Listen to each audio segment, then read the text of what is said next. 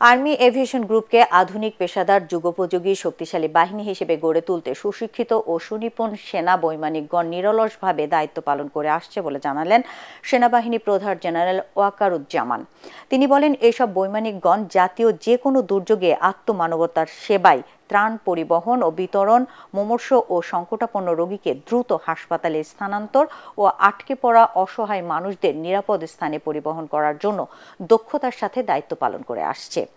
Aviation basic course 13 এর অফিসারদের প্রশিক্ষণ শেষে সেনা, নৌ ও পুলিশ বৈমানিক সহ 24 জনকে তাদের যোগ্যতার স্বীকৃতি স্বরূপ সার্টিফিকেট ও ফ্লাইং ব্লেভেট প্রদান করেন সেনাপ্রধান। প্রতিষ্ঠা লগ্ন হতে এ পর্যন্ত 162 জন অফিসারকে বৈমানিক হিসেবে প্রতিষ্ঠিত করেছে সংস্থাটি। অনুষ্ঠানে সেনা, নৌ, বিমান, পুলিশ ও র্যাবের ঊর্ধ্বতন কর্মকর্তা সহ গণ্যমান্য বেসামরিক অতিথিরা উপস্থিত ছিলেন।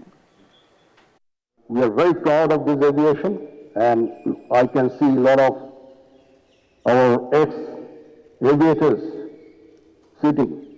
I'm very proud. You see why the aviation is standing, just because of you. You train them very hard. You work day and night. That is why today the aviation is standing where it is standing now.